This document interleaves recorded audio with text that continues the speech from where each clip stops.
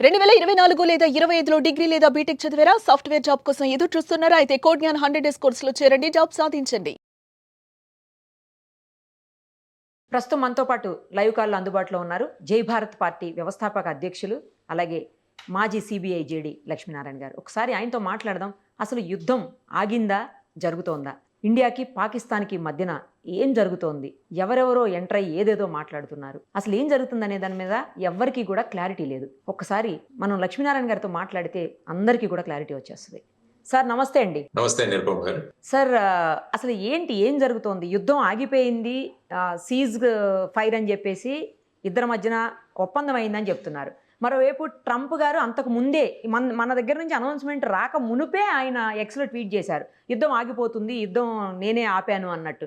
ఇంకో పక్కన పాల్ గారు మాట్లాడుతూ నేనే యుద్ధం ఆపేశాను అని చెప్పేసి. అసలు యుద్ధం ఆగిందా? ఆగలేదా? గతంలో ఇందిరాగాంధీ గారి వల్లనే పీఓకేని మనం ఇప్పటికీ స్వాధీనం చేసుకోలేకపోయామో. ఆవిడ తీసుకున్నటువంటి స్టెప్స్ వల్లే ఇప్పుడు ఎవరైతే మన ప్రధాని ఉన్నారో నరేంద్ర మోడీ గారు చాలా ఫాస్ట్‌గా డెసిషన్స్ తీసుకుంటున్నారు. ఈసారి ఖచ్చితంగా పీఓకేని మనం సొంతం చేసుకుంటాము. మనం గెలిచి తీరుతాం యుద్ధంలో, వెనక్కి తగ్గం, అసలు ఆపరేషన్ సింధూర్ కంటిన్యూ అవుతుంది అనుకున్నారు. మళ్ళీ సడన్‌గా యుద్ధం ఆగిపోయింది అనంగానే ట్రోల్స్ మొదలైపోయినాయి. అప్పట్లో ఇందిరాగాంధీ గారే బాగా చేశారు, మోడీ గారు భయపడిపోయారు, మోడీ గారికి ఏం అసలు చేత కావట్లేదు, ఇలా మధ్యలో అర్ధాంతరంగా యుద్ధం ఆపేశారు, ఎంతోమంది సింధూరాన్ని బలి చేశారు, ఇలా రకరకాలైనటువంటి ట్రోల్స్ మొదలైనయి. అసలు యుద్ధం ఆగిందా? ఆగలేదా?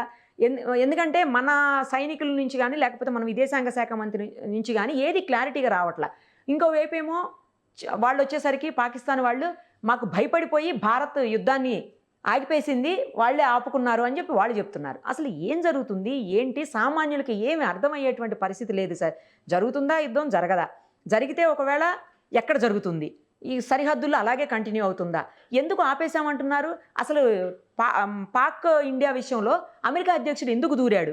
ఎవరికి ఏం అర్థం కావట్లేదు. మీరు చెప్పండి సార్, అందరికీ క్లారిటీ వస్తుంది. ప్రపంచ పటం మారింది. ప్రపంచంలో కూడా ఒక దేశం మీద ఇతర దేశాల మీద ఆధారపడిన తత్వం పెరిగిపోయింది ఈ మధ్యలో. అంటే మనం గతంలో పోలిస్తే, గతంలో రాష్ట్రాలు, దేశాలు వారి యొక్క ఉత్పాదన, వారి యొక్క ప్రొడక్షన్, వారి ప్రజలు వీరితో మాత్రమే అక్కడికే కన్ఫైన్ అయ్యింది. కానీ ఎప్పుడైతే లిబరలైజేషన్, గ్లోబలైజేషన్ అనేవి వచ్చాయో అప్పుడు ఏమైందంటే ప్రపంచం అంతా కూడా ఒకరి మీద ఒకరు ఆధారపడడం మొదలైంది. అందువల్ల ముఖ్యంగా వాణిజ్య సంబంధాలు కావచ్చు, ఎకనామిక్ డెవలప్మెంట్ కావచ్చు, ఇది ముఖ్యంగా ప్రధానమైన పాత్ర పోషించి ఇప్పుడు భూభాగాలను ఆక్రమించుకోవడం, లేకుంటే యుద్ధాలు చేయడం, వీటికన్నా అందరం కలిసి ఎలాగ అభివృద్ధి చెందుదామన్న మార్గంలో ప్రపంచం ముందుకు వెళుతోంది. అందువల్ల ఎప్పుడైనా కూడా ఈ యుద్ధాలు అన్న వాటిని నివారించే ప్రయత్నాలు జరుగుతుంటాయి. సో ఇప్పుడు మనం చూసుకుంటే ఈ ఏప్రిల్ 22న జరిగిన సంఘటన, ఆ తర్వాత భారతదేశం ప్రత్యుత్తరం ఇచ్చిన ఇది. భారతదేశం ఎప్పుడు కూడా మేము టెర్రరిజం కి అగేన్స్ట్ గాని మేము ఉగ్రవాదానికి వ్యతిరేకమని మాట్లాడుతుంటారు. పాకిస్తాన్ ప్రజలకు గాని వ్యతిరేకం కాదు, ఉగ్రవాదానికి వ్యతిరేకమని. అప్పుడు మనం వారి మీద సెలెక్టెడ్ టార్గెట్స్, అంటే 9 ప్రాంతాల్లో 21 టార్గెట్స్ మీద మనం స్ట్రైక్స్ చేయడం జరిగింది. ఆ తరువాత దానికి పాకిస్తాన్ స్పందించి వాళ్ళు మన లైన్ ఆఫ్ కంట్రోల్ మీద ఉన్న అనేక ప్రాంతాలలో ఆర్టిలరీ షెల్లింగ్ చేయడం వల్ల అందులో సుమారుగా 15 మంది మన ప్రజలు ప్రాణాలు పోగొట్టుకున్నారు. ఒక 45 నుంచి 50 మంది గాయపడ్డారు. దీనికి మళ్ళా రిప్లైగా భారతదేశం ఏం చేసిందంటే ఎందుకంటే ఇది మిలిటరీ చేసింది కాబట్టి, అప్పుడు టెర్రరిస్టులు చేశారు కాబట్టి టెర్రరిస్టుల మీద మనం స్ట్రైక్ చేసాం. ఇప్పుడు మిలిటరీ మన మీద చేసింది కాబట్టి మిలిటరీ యొక్క ఏవైతే ఎస్టాబ్లిష్మెంట్స్ ఉన్నాయో వాటి మీద స్ట్రైక్స్ చేయడం జరిగింది. సో ఆ విధంగా ఇక పాకిస్తాన్ మొదలుపెట్టింది. అంటే ఉత్తరం ప్రత్యుత్తరాలు జరిగాయి. ఆ తరువాత ఎప్పుడైతే 2 న్యూక్లియర్ దేశాల మధ్య ఈ విధంగా విభేదాలు రావడం అన్నది ప్రపంచంలో మొదటిసారి. ఇంతకు ముందు ఎప్పుడు కూడా 2 న్యూక్లియర్ వెపన్స్ ఉన్న దేశాలు కొట్టుకోలేదు. అంటే ఫర్ ఎగ్జాంపుల్ చైనా, భారతదేశం చూసినా, ఇంతకు ముందు మీరు చూసుకుంటే 2018 తర్వాత గల్వాన్ లో జరిగిన ఇవన్నీ చూసుకున్నా కూడా అక్కడ కూడా 2 న్యూక్లియర్ పవర్స్ ఉన్న 2 దేశాలు. ఇప్పుడు చూసుకుంటే పాకిస్తాన్ మరియు భారతదేశం, ఇవి కూడా 2 న్యూక్లియర్ పవర్స్. కాబట్టి ప్రపంచం ఎక్కడా కూడా న్యూక్లియర్ వెపన్స్ అన్నవి వాడపడకూడదు అన్నది ఒకటి. ఎందుకంటే దాని విధ్వంసం చాలా ఎక్కువగా ఉంటుంది. అందుకనే ఈ విధంగా భారత పాకిస్తాన్ మధ్య ఈ ఉత్తర ప్రత్యుత్తరాలు మొదలవగానే అనేక దేశాలు మేము మధ్యవర్తిత్వం చేస్తామని ముందుకొచ్చి, మీరు చూసుకుంటే ఖతార్ కావచ్చు, లేకుంటే సౌదీ అరేబియా కావచ్చు, లేకుంటే అమెరికా కావచ్చు. సో ఈ దేశాలన్నీ కూడా మేము వీటిని ఎస్కలేట్ చేయకండి, డీఎస్కలేట్ చేయండి, మీరు కూర్చొని మాట్లాడండి అని చెప్పిన సందర్భాలు చాలా ఉన్నాయి. సో ఇటువంటి పరిస్థితులలో మరి ఏ నిర్ణయం తీసుకోవాలన్నది చాలా ముఖ్యం. ముఖ్యంగా మీరు మాట్లాడినట్టు ట్రంప్ గారు కూడా మొదటి నుంచి భారతదేశం పహల్గావ్ జరిగిన సంఘటన ఏదైతే ఉందో దానికి భారతదేశం సెల్ఫ్ డిఫెన్స్ చేసుకోవచ్చు అని ఆయన మాట్లాడారు. తర్వాత ఒక 2 రోజులకి భారత్ పాకిస్తాన్ ఈ రెండు కూడా మాకు స్నేహపూరితమైన దేశాలు అన్నారు.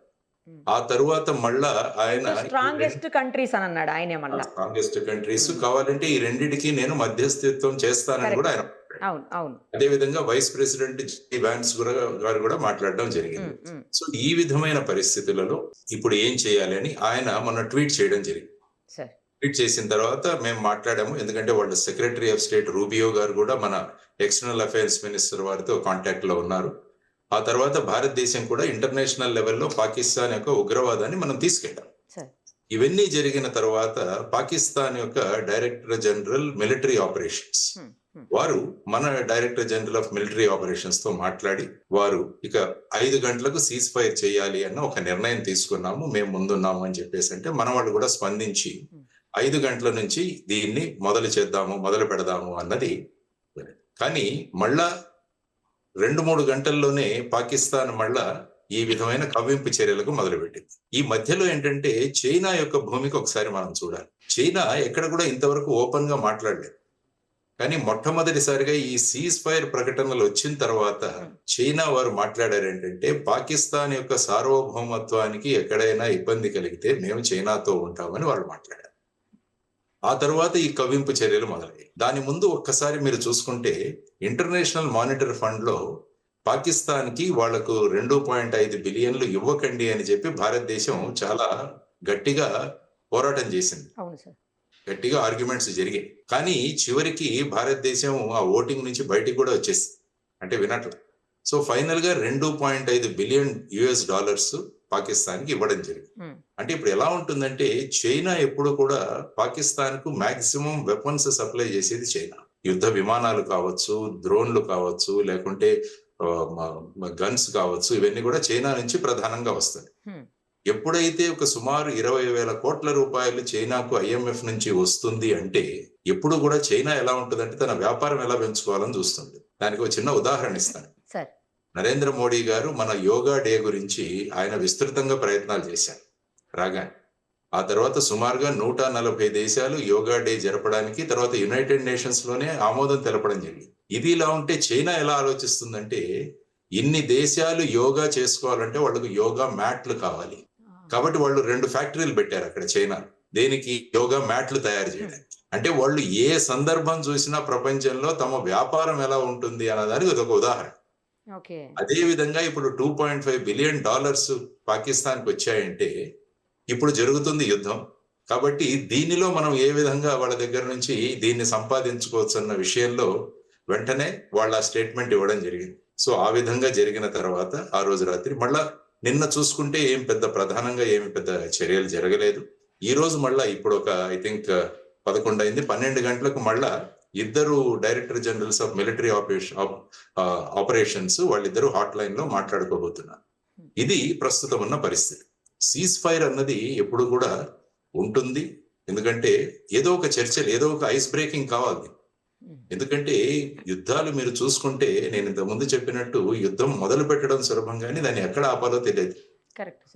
ఇప్పుడు మీరు అనుకుంటే యుక్రెయిన్ రష్యా మధ్య 2014 నుంచి చిన్నవి మొదలయ్యాయి కానీ గత 2.5 సంవత్సరాల నుంచి ఆ యుద్ధం కొనసాగుతూనే ఉంది. చూడండి, సుమారుగా 17,000 మంది చనిపోయారు అక్కడ.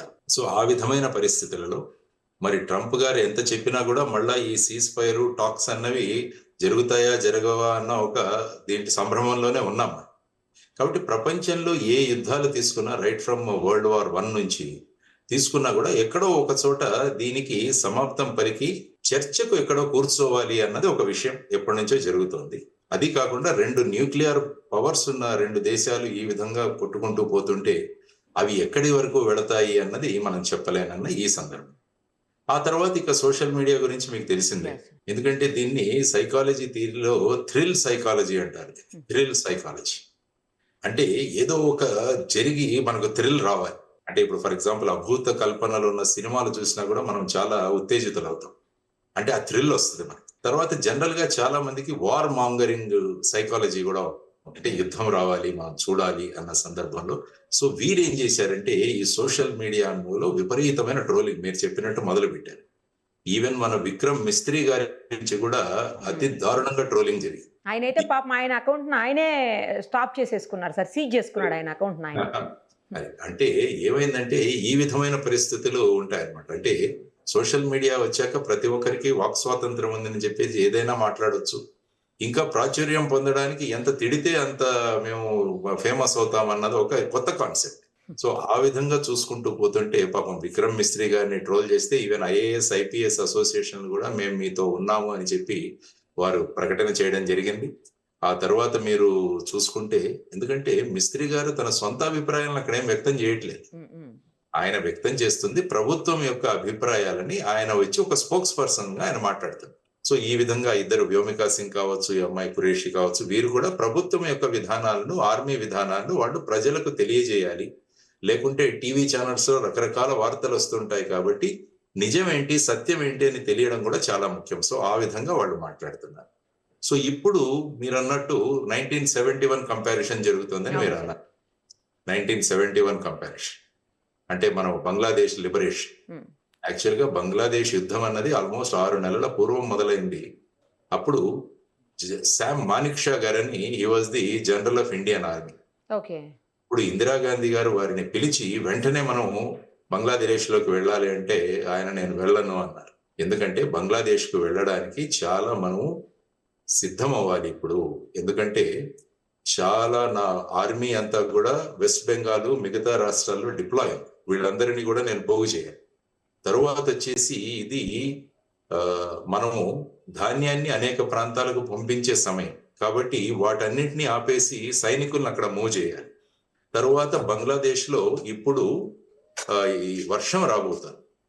వర్షాకాలంలో మనం వెళ్ళి అక్కడ చిరుపుకుంటామని ఆయన చెప్పి సుమారుగా 6 నెలల తర్వాత అక్కడికి వెళ్ళారు. వెళ్ళిన తర్వాత 14 రోజుల్లో ఆ యుద్ధం ముగిసింది. సుమారుగా 94,000 మంది ప్రిజనర్స్ ఆఫ్ వార్ పట్టుకోవడం జరిగింది. ఆ తర్వాత జరిగింది. అక్కడ ఏంటంటే ముఖ్యంగా బంగ్లాదేశ్ లో అక్కడి ప్రజలు ప్రభుత్వానికి వ్యతిరేకంగా తిరుగుబాటు చేశారు. ముజిబుర్ రెహమాన్ వారి అధ్యక్షతన అక్కడి ప్రజలు వారు తిరుగుబాటు చేశారు. అలా తిరుగుబాటు చేస్తున్న ప్రజలకు మనం వెళ్ళి మద్దతు ఇచ్చాం. అప్పుడు ఏంటంటే అది సులభమైంది మనకి. ఇప్పుడు అదే మీరు పాకిస్తాన్ ఆక్యుపైడ్ కాశ్మీర్ లోకి వస్తే అలాంటి తిరుగుబాటు లేదు. అలాంటి తిరుగుబాటు అన్నది ఓపెన్ గా లేదు. సపోజ్ అలాంటి తిరుగుబాటు వచ్చినప్పుడు మనం వెళ్ళి వాళ్లకు మద్దతు ఇస్తే అప్పుడు ఏమవుతుందంటే దాన్ని తీసుకునే అవసరం. ఇప్పుడు ఏమాత్రం అక్కడ చూసుకుంటే మీరు ఒక్కసారి పిఓకే గురించి ఆలోచిస్తే, యాక్చువల్ గా మనకు హరి సింగ్ గారు ఆ హిస్టరీ తెలుసు మీకు, పిఓకే ఎలా సంభవించిందని. ఆ తర్వాత జనవరిలో మనం యునైటెడ్ నేషన్స్ కి ఈ సమస్యను తీసుకువెళ్ళడం జరిగింది అప్పటి ప్రధాని జవహర్ లాల్ నెహ్రూ. ఆ తర్వాత ఏప్రిల్లో ఒక రిజల్యూషన్ 47 అని ఒకటి పాస్ చేశారు. ఆ రిజల్యూషన్ 47 లో ఏముందంటే పాకిస్తాను ఆక్రమిత భాగాల నుంచి వాళ్ళ సైన్యాలను తీసుకుని తగ్గించాలి, వాళ్ళ వెనక్కి వెళ్ళిపోవాలి. రెండవది వచ్చేసి భారతదేశం అక్కడ కొంత లిమిటెడ్ సంఖ్యలో అక్కడ వాళ్ళ ఆర్మీని డిప్లాయ్ చేయాలి. మూడవది ఆ ప్రాంతంలో ఒక ప్లెబిసైట్ నిర్వహించాలి, అంటే ప్రజల యొక్క అభిప్రాయం సేకరించి దాన్ని బట్టి నిర్ణయం తీసుకోవాలని జరిగింది. కానీ పాకిస్తాన్ సైన్యాలు అక్కడి నుంచి తప్పుకోలేదు. ఆ తరువాత కరాచీ ఒప్పందం అని జరిగింది. అందులో ఏమైందంటే దీనిని సీజ్ ఫైర్ లైన్ అని డిక్లేర్ చేశారు. ఎక్కడైతే పాకిస్తాన్ సైన్యాలు ఆగిపోయాయో అక్కడ సీజ్ ఫైర్ లైన్. ఆ తర్వాత సిమ్లా అగ్రిమెంట్ తర్వాత దాన్ని ఎల్ఓసి అన్నాం మనం, లైన్ ఆఫ్ కంట్రోల్. ఇది ప్రస్తుతం ఉన్న పరిస్థితి. సో మనం ఆల్రెడీ ఈ రిజల్యూషన్ 47 అన్నది యునైటెడ్ నేషన్స్ లో పెండింగ్ ఉంది. సో మొన్న ఐ థింక్ 2020 సంవత్సరంలో అనుకుంటాను భారతదేశం మా ఫిజికల్ ఎక్స్పాన్షన్ కి మాకు కావాలి అని చెప్పేసి వాళ్ళు ఒక ప్రకటన చేశారు యునైటెడ్.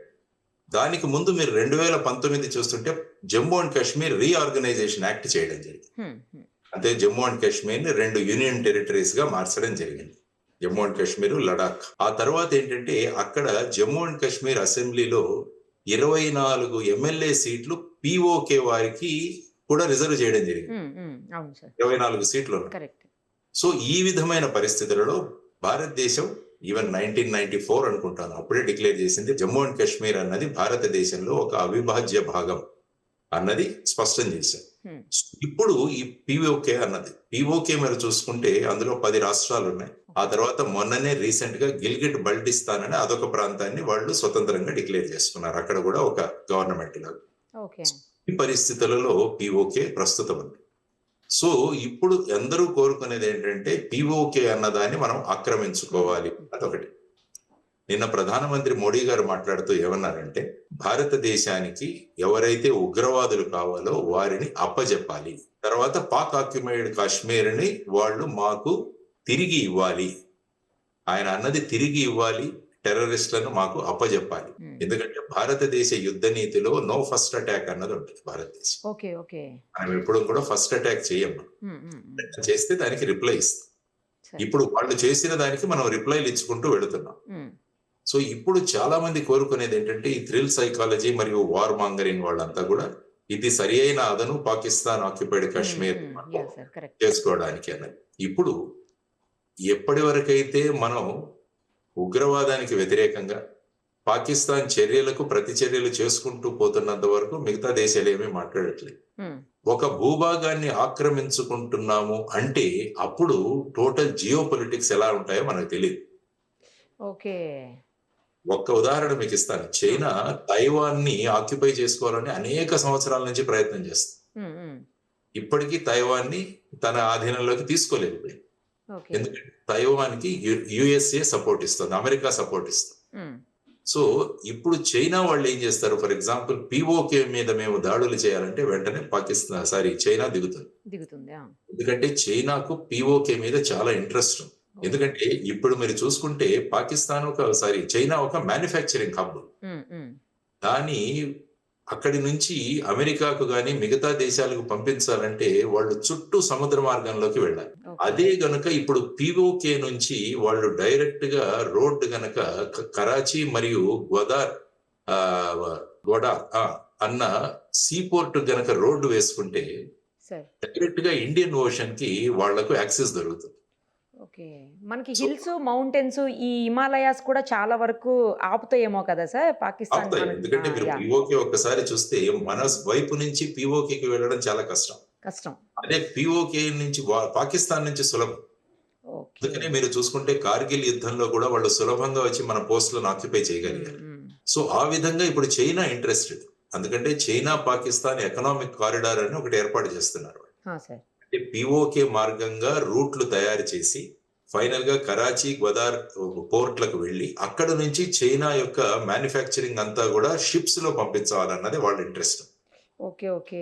అదే విధంగా బెల్ట్ అండ్ రోడ్ ఇనిషియేటివ్. ఎందుకంటే పిఓకే ఉందంటే అటు ఆఫ్ఘనిస్తాన్ వైపు మనం వెళ్ళొచ్చు, ఏషియాకు కూడా ఒక బ్రహ్మాండమైన మార్గం దొరుకుతుంది.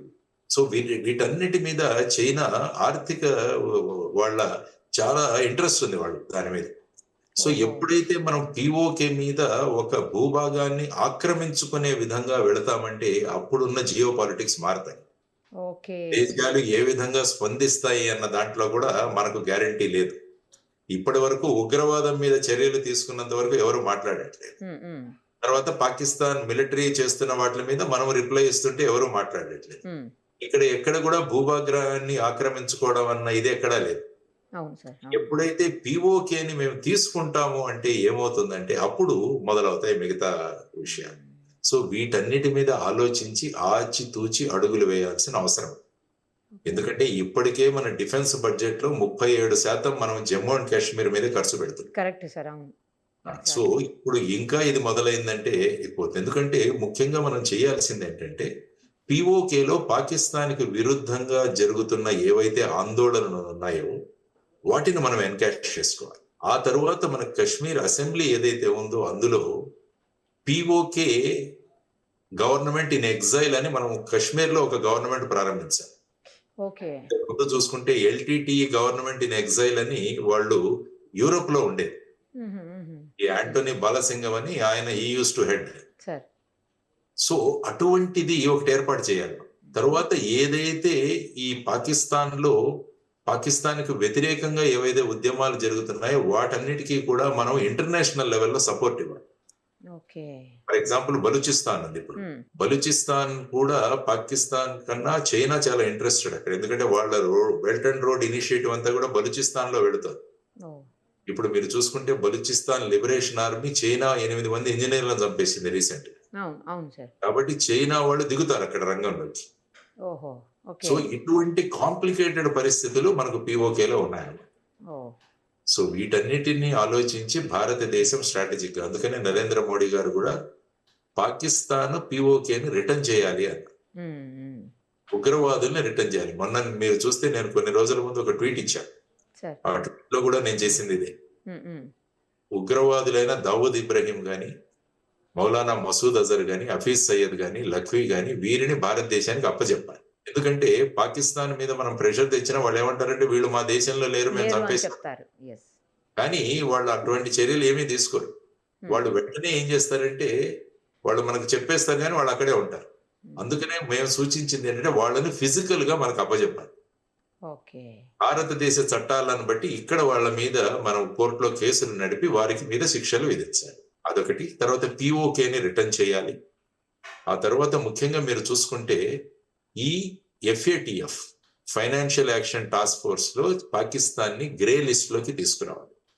వాళ్ళు ఉగ్రవాదం మీద చర్యలు తీసుకునేంత వరకు ఇది ఎఫ్ఏటిఎఫ్ లో పెడితే వాళ్ళకు వచ్చే ఈ శాంక్షన్స్ ఏవైతే ఉంటాయి, అంటే వాళ్ళకు వచ్చే ఆర్థిక సహాయం ఏదైతే ఉంటుందో దాని మీద అంత సులభంగా అవ్వదు. సో ఈ చర్యలన్నీ తీసుకోవాలి అన్నది ప్రధానంగా మేము సూచించిన విధానం. కాబట్టి నిన్న మోడీ గారు కూడా ఉగ్రవాదులను మాకు అప్పజెప్పాలన్నారు. ఆ తర్వాత వచ్చేసి పాకిస్తాన్ ఆక్యుపైడ్ కాశ్మీర్ ను మనకు రిటర్న్ చేయాలి అని వారు అన్నారు. సో ఇప్పుడు మనం అర్థం చేసుకోవాల్సింది ఏంటంటే ప్రజలు ఇది ఆవేశాలకు వీటిలకు వెళ్లాల్సిన సందర్భం కాదు. ఎందుకంటే మనం ఎలాగుంటామంటే మనకు పెద్ద విషయం తెలియకపోయినా కూడా మనం సలహాలు ఇస్తుంది.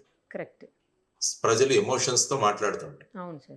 ఎక్కడైనా ఈ T20 మ్యాచ్లు జరుగుతున్నప్పుడు అప్పట్లో జరిగినప్పుడు సచిన్ తెందూల్కర్ అవుట్ అవగానే ఇక్కడ చూస్తున్న వాళ్ళు చాలా మంది ఆ షాట్ ఆడకుండా ఉండాల్సింది, దాన్ని పక్కకు డిఫ్లెక్ట్ చేసి ఉండాల్సింది, దాన్ని డిఫెన్స్ గా ఆడాల్సింది. ఇలా అతను పారంగతుడు, అందులో నిష్ణాతుడు క్రికెట్ లో. ఏమీ తెలియని వాళ్ళు మనం ఇక్కడ కూర్చొని సలహా ఇస్తుంటాం. ఇప్పుడు సోషల్ మీడియా కూడా అదే ప్లాట్ఫామ్. మనకు అక్కడ జరిగే జియో పాలిటిక్స్ తెలియవు, మిగతా అక్కడ ఉన్న ప్రపంచ దేశాల యొక్క మన ఆర్థిక పరిస్థితి ఎలా ఉంది, మన ఆర్థికంగా ముందుకు వెళ్ళాలంటే ఇది ఎలాగా మనకు అబ్స్ట్రక్షన్ అవుతుంది, ఇదేమీ ఆలోచించరు. కానీ ఆ thrill psychology and war mongering సైకాలజీతో మీరు చెప్తున్నట్టు ఆ ట్వీట్లు కానీ లేకుంటే ఈ సోషల్ మీడియా పోస్టులు కూడా ఎప్పుడైనా సమర్థవంతమైన నాయకత్వం ఉన్నప్పుడు నిర్ణయం తీసుకునే అధికారం వాళ్ళకి ఇవ్వాలి. అందుకని ఇప్పుడు మీరు చూసుకుంటే కాంగ్రెస్ వారు కూడా ఒక స్పెషల్ సెషన్ ఒకటి ఏర్పాటు చేయాలని అడుగుతారు పార్లమెంట్. చర్చి ఇందులో అనేక విషయాలు చర్చిద్దామని వాళ్ళు అంటున్నారు. కాబట్టి ఆ దిశగా, ఎందుకంటే పాకిస్తాన్ అసెంబ్లీ కూడా వాళ్ళు కూడా అసెంబ్లీ అయ్యారు. అవును సార్. ఇక్కడ కూడా జరిగి ఏ విధంగా మీరు యుద్ధం ప్రారంభించినప్పుడు ఏ విధంగా ఆల్ పార్టీ మీటింగ్ పిలిచారో, సీజ్ ఫైర్ గానీ చర్చలు ఈ సందర్భంగా కూడా అందరినీ కాన్ఫిడెన్స్ లోకి తీసుకుని మీరు ముందుకు వెళ్ళాలి అన్నది కూడా వాళ్ళ దగ్గర నుంచి డిమాండ్ వస్తుంది. సబబైన demand, there is no doubt. అందరం కలిసి ఉన్నాం ఇంతవరకు, దీన్ని ముందుకు ఎలా తీసుకువెళ్లాలన్న దాంట్లో కూడా అందరం కలిసి కనుక నిర్ణయం తీసుకుంటే బాగుంటుంది అన్నది ఒక చర్చ జరుగుతుంది. కాబట్టి మీ ద్వారా ఈ సోషల్ మీడియాలో స్పందిస్తున్న వాళ్ళు అనవసరంగా వీళ్లను అటు మిస్త్రీ గారు కానీ, ఇటు ఖురేషీ గారు కానీ, లేకుంటే వ్యోమికా సింగ్ గారు కానీ వీళ్లను ట్రోల్ చేయడం, ఇలాంటివన్నీ కూడా తర్వాత ప్రధాని గారిని ట్రోల్ చేయడము, ఇవన్నీ కూడా అసలు. కాబట్టి ఇప్పుడు ఏం చేయాలంటే ప్రభుత్వం కూడా ఇలాంటి ట్రోలర్స్ ని ఒక 10 మంది మీద యాక్షన్ తీసుకోవాలి. వెంటనే ఎవరో పట్టుకొని వాళ్ళని కనుక చర్యలు తీసుకుంటే తర్వాత వీటిని ఆధార్ కూడా లింక్ చేసి పెట్టాలి. రిజిస్టర్ చేసినప్పుడు ఎవరెవరు వీళ్ళు ఉన్నారని వాళ్ళ, ఎందుకంటే చాలా మంది భయపడి వాళ్ళ వేరే పేర్లతో జాయిన్ అయిపోతాం. అన్ని ఫాల్స్ డీటెయిల్స్ ఇచ్చేసి వాడు జాయిన్ అవుతాడు. రేపు ఎక్కడైనా ట్రేస్ చేయాలన్నా కూడా కష్టం అవుతుంది. ఈ విధమైన టాక్టిక్స్ తో వెళ్తున్నారు. ఆ తర్వాత మనం పాకిస్తాన్ సోషల్ మీడియాను కూడా మనం రూల్ అవుట్ చేయలేం. ఎందుకంటే వాళ్ళు ఎక్కడ కూర్చొని కూడా భారతదేశాన్ని రెచ్చగొట్టచ్చు మళ్ళీ. ఎందుకంటే భారతదేశం ఆర్థికంగా ముందుకు వెళ్ళకూడదు అన్నది పాకిస్తాన్ యొక్క కుట్ర. దానికోసం ఇలా సోషల్ మీడియాలో ఈ విధంగా ప్రధానిని గాని మిగతా వాళ్ళని గాని నిరుత్సాహపరుస్తూ ఈ విధంగా చేస్తే ఏమవుతుందంటే మళ్ళా ఒక సైకలాజికల్ రోడ్ బ్లాక్ ఏర్పడే ప్రమాదం. సో వాటి మీద ఇది పాకిస్తాన్ యొక్క చర్య కూడా అని భావించవచ్చు. కరెక్ట్ వాళ్ళు సార్ మీరు అన్నది. ఎస్, ఎందుకంటే సోషల్ మీడియాలో ఎక్కడి నుంచైనా మనం ఉంటాం, ఇప్పుడు పెట్టొచ్చు కామెంట్స్, ఏముంది, కరెక్ట్ కరెక్ట్ కరెక్ట్. భారతదేశంలో ఉన్న వాళ్ళే పెట్టాలని లేదు. సో ఇదంతా కూడా ఈ సైబర్ వార్, వారు అంటే సైకలాజికల్ వార్ఫేర్ జరుగుతుంటుంది మోసం. ఇందులో ఒక భాగమే. కాబట్టి ప్రజలందరూ కూడా ప్రభుత్వం యొక్క స్టేట్మెంట్ ఏదైతే వస్తుందో దానికోసం చూస్తూ ప్రభుత్వం తీసుకునే నిర్ణయం అన్నది అనేక విషయాలను పరిగణలోకి తీసుకునే ఒక నిర్ణయం. కాబట్టి నిర్ణయానికి మనం ఉంటాం ఎప్పుడు కూడా. ఈవెన్ పార్లమెంట్ లో కూడా ఖచ్చితంగా మోడీ గారు, అమిత్ షా గారు ప్రకటించారు, పాక్ ఆక్యుపైడ్ కాశ్మీర్ అన్నది భారతదేశం భూభాగం అని వాళ్ళు స్పష్టంగా చెప్పారు. దాన్ని ఎలా తీసుకురావాలి అన్నది వాళ్ళకు వదిలేద్దాం, నిర్ణయం తీసుకుంటారు. అందుకని 24 సీట్లు పిఓకేవి జమ్మూ అండ్ కాశ్మీర్ అసెంబ్లీలో వాళ్ళు ఇచ్చారు. అవును అవును సార్. ఇవన్నీ తీసుకుంటే దాని వెనుక ఉద్దేశం ఏంటో మనకు తెలుస్తుంది. దాన్ని ఎలా తెచ్చుకోవాలి అన్నది మన స్ట్రాటజీ మీద ఆధారపడి. War is always a last option. ఎందుకంటే మీరు ప్రపంచ చరిత్రలో ఉన్న యుద్ధాలు తీసుకుంటే లక్షల మంది చనిపోయారు యాక్చువల్గా చూసుకుంటే, వారి నుంచి చూసుకుంటే. కాబట్టి అటువంటివి రాకుండా తర్వాత వచ్చేసి మన ఎకనామిక్ ప్రోగ్రెస్, మన ఆర్థికంగా మన పురోగతి కూడా, అది కూడా ఎక్కడా కూడా ఆగిపోకూడదు అన్నది కూడా ఒకటి. సో వీటన్నిటిని పరిగణలోకి తీసుకొని ప్రజలు సంయమం పాటించి ప్రభుత్వ నిర్ణయాలను మీరు పాజిటివ్ గా మీరు సలహాలు ఇవ్వండి. There is no doubt. Positive సలహాలు ఇవ్వండి. రెచ్చగొట్టే ధోరణిలో ఈ విధంగా సైకలాజికల్ గా ఈ విధంగా చేయడము, లేకుంటే ట్రోల్ చేయడం అన్నది మానుకోవాలి అన్నది మనం అందరం కూడా గమనించాల్సిన విషయం. సార్ ఇప్పుడు మీరన్నట్లు పాక్ ఆక్యుపైడ్ కాశ్మీర్ ఏదైతే ఉందో అది మన భూభాగం, మన దేశానికి సంబంధించింది, మనది. అది మనది మనం తీసుకుంటుంటే ఈ ఇతర దేశాలకి, సంబంధం లేని దేశాలకి ఎందుకు సార్ అంత బాధ? అంటే అంత స్వార్థమా వాళ్లకు? నాకు అర్థం కావట్లేదు. అంటే ఏంటంటే మనము యునైటెడ్ నేషన్స్ కి వెళ్ళాం. 1948వ సంవత్సరంలో యునైటెడ్ నేషన్ కి తీసుకువెళ్ళాను. యునైటెడ్ నేషన్స్ వాళ్ళు ఏమన్నారంటే దానికి ఒక విధానం ప్రవేశపెట్టారు. అక్కడ ఒక ప్లెబిసైడ్ జరపాలి అన్నారు. సో ఇప్పుడు ఈ భూభాగాన్ని ఎలా తీసుకోవాలి అన్న దాని మీద ఆధారపడి మన భూభాగమే, దెర్ ఇస్ నోట్. వాళ్ళు కూడా అంటున్నారు అది మాది ఆజాద్ కాశ్మీర్ అంటారు వాళ్ళు, అది మా భూభాగం అంటారు. సో వాళ్ళు ఏమంటారంటే ఇది మా భూభాగం అంటారు, మనం అంటాం ఇది మా భూభాగం. కాబట్టి దీని మీద ఒక కాన్ఫ్లిక్ట్ ఉంది అక్కడ. ఆ భూభాగం గురించి ఒక కాన్ఫ్లిక్ట్ ఉంది. కాబట్టి ఈ కాన్ఫ్లిక్ట్ ని మనం ఎలా చేయాలి అన్న దాని గురించి ఒకటి ఆధారం. మరి పిఓకేలో ఉన్న వాళ్ళంతా కూడా భారతదేశానికి మద్దతు ఇస్తున్నారంటే అది కూడా ఒక క్వశ్చన్ మార్క్. అందుకని నేను బంగ్లాదేశ్ ఉదాహరణ ఎందుకు ఇచ్చానంటే అక్కడ పాకిస్తాన్ సైన్యానికి వ్యతిరేకంగా ఒక తిరుగుబాటు జరిగింది. ఆ తిరుగుబాటు జరిగినప్పుడు మనం వెళ్ళి వాళ్ళకి మద్దతు ప్రకటించి సైన్యాలను ఓడించి వారి భూభాగాన్ని వాళ్ళకి ఇచ్చాం. పాకిస్తాన్ నుంచి లిబరేట్ చేశాం. ఎందుకంటే అక్కడ లోకల్ గా ప్రజల మద్దతు ఉంది. ఇప్పుడు అటువంటి మద్దతును మనం సంపాదించగలగాలి. ఇంటర్నేషనల్ ప్రెషర్స్ అది చాలా ముఖ్యం. అప్పుడు ఈజీ అయిపోతుంది. ఎందుకంటే ఎప్పుడైతే యుద్ధంలో దిగుతామో ఆ తర్వాత పర్యవసనం ఎలా ఉంటుందో మనం ఇప్పుడే చెప్పలేము. ఇప్పుడు డైరెక్ట్ గా చైనా దిగుతుందా రంగంలోకి, మరి ఇంకా ఎవరెవరు దిగుతారు, ఇవన్నీ కూడా వస్తాయి పరిగణ. సో ఆ విధమైన పరిస్థితులలో దాన్ని వెనక్కి ఇచ్చేయాలి అని ప్రధానమంత్రి గారు ఏదైతే అన్నారో అది కరెక్ట్. ఆయన స్పష్టంగా చెప్పారు. జేడీ వ్యాన్స్ గారికి కూడా వారి ఇచ్చిన తర్వాత మన ఆర్మ్డ్ ఫోర్సెస్ కి స్పష్టంగా ఇచ్చారు. వహాసే గోలీ ఆయతో యహాసే హమ్ గోలీ బార్ కరేంగే, గోలా బార్ కరేంగే. అంటే మీరు అక్కడి నుంచి తూటాలు పంపిస్తే మేము బాంబులు వేస్తామన్నారు. సో ఆ విధంగా స్పష్టంగా ఆయన సూచన ఇచ్చారు. ఎందుకంటే డిఫెన్స్ ఫోర్సెస్ యొక్క మొరైల్ కూడా మెయింటైన్ చేయడం చాలా అవసరం. ఎందుకంటే వాళ్ళు ఫీల్డ్ లో ఉంటారు, ఆ బార్డర్ లో ఉంటారు. సో వాళ్ళకు కూడా అక్కడ జరుగుతున్న చర్యలకు మనం కౌంటర్ చర్యలు చేయండి అని మనం స్పష్టంగా ఇవ్వాల్సిన అటువంటి డైరెక్షన్స్ స్పష్టంగా ఇవ్వడం జరిగింది. సో ఇప్పుడు మిగిలిన ప్రశ్న పాక్ ఆక్యుపైడ్ కాశ్మీర్ ని ఏం చేయాలి, తర్వాత ఇప్పుడు జరుగుతున్న వాటిని ఏ విధంగా ముందుకు తీసుకువెళ్ళాలి అన్న దాని గురించి ఇప్పుడు చర్చ జరుగుతుంది. చూద్దాం 12 గంటలకు ఏమవుతుందో. Directorate general of military operations మధ్య జరిగే సంభాషణలు, చర్చలు, అంటే పాకిస్తాన్ వాళ్ళు వాళ్ళ వ్యూ పాయింట్స్, భారతదేశం మన వ్యూ పాయింట్స్ రెండు అక్కడ ఉంచుతాం. ఆ తర్వాత సీజ్ ఫైర్ ఎక్స్టెండ్ అవుతుందా, సీజ్ ఫైర్ వైలేషన్ అయితే మళ్ళా మనం దానికి ప్రత్యుత్తరం ఇస్తాం. There is no doubt. కాబట్టి ఎప్పుడు కూడా ఇప్పుడు the ball is in Pakistan court. వాళ్ళు ధ్వంసం కావాలనుకుంటున్నారా, భారతదేశం సిద్ధంగా ఉంటుంది, అది వాళ్ళ చేతుల్లో. సో వాళ్ళు ఏం నిర్ణయం తీసుకుంటారన్న దాని మీద ఆధారపడి ఉంటుంది. ఆ తర్వాత చర్చలు ఏవైతే జరుగుతాయో ఆ చర్చల సందర్భంగా భారతదేశం ఏ పాయింట్లు ముందు ఉంచబోతుంటుంది అన్నది కూడా చూడాలి. సో దాని మీద ఈ పర్మనెంట్ పీస్ ఏదైతే ఉందో ఈ ప్రాంతంలో అది ఆధారపడి ఉంటుంది. దానికి సమయం పడుతుంది. అంత త్వరగా ఏదో మనం ఇంటి పక్క ఉన్న వాళ్ళ గొడవలే చాలా రోజులు పడతాయి, సంవత్సరాలు పడతాయి సార్. సంవత్సరాలు పడతాయి. కోర్టులకు వెళ్తారు, అవతాయి. అవును. ఇది దేశానికి సంబంధించిన పెద్ద ప్రశ్న. ఉమ్. కాబట్టి ఈ ప్రశ్న 2 రోజుల్లో T20 క్రికెట్ మ్యాచ్ లాగా, లేదంటే IPL లాగా ఒక నెలలో అయిపోవాలి, 20 ఓవర్లో అయిపోవాలనుకుంటే కుదరదు. అంతా కూడా చర్చలు జరగాలి. అంతర్జాతీయంలో ఉన్న దేశాలన్నిటి కూడా వాటిలో మద్దతును కూడా కట్టుకోవాలి. ఆ తర్వాత లోకల్ ప్రజల యొక్క మద్దతును కూడా మనం కూడా కట్టుకోవాలి. ఎందుకంటే అక్కడ ఉగ్రవాద కార్యక్రమాలు చాలా జరుగుతున్నాయి. అక్కడ వాళ్ళు బేసిక్ గా POK ఉన్న ప్రజలను చాలా మందిని యాంటీ ఇండియన్ గా తయారు చేసి పెట్టున్నారు వాళ్ళు ఆల్రెడీ, వాళ్ళ యొక్క ఉనికి కోసం. ఓకే. వాళ్ళను మళ్ళా బ్రెయిన్ వాష్ చేసి మనం వాళ్ళని మళ్ళా మన సైడ్కి తెచ్చుకోవాలి. దానికి ప్రభుత్వం చేయాల్సింది ఏంటంటే కశ్మీర్ను బ్రహ్మాండంగా డెవలప్ చేయాలి. ఎస్. ఎప్పుడైతే కశ్మీర్ ప్రాంతం బ్రహ్మాండంగా అభివృద్ధి చెందుతుందో అదే ప్రక్రియలో ఉన్నాం మనం. అప్పుడు ఏమవుతుందంటే ఇక్కడ ఈర్ష్య మొదలవుతుంది POKలో ఉన్న వాళ్ళకి. వాళ్ళు ఇంత చక్కగా ఉన్నారు, మనం భారతదేశంలో వెళ్ళిపోతే బాగుంటుంది కదా అన్న ఒక్క బీజాన్ని మనం నాటాలి.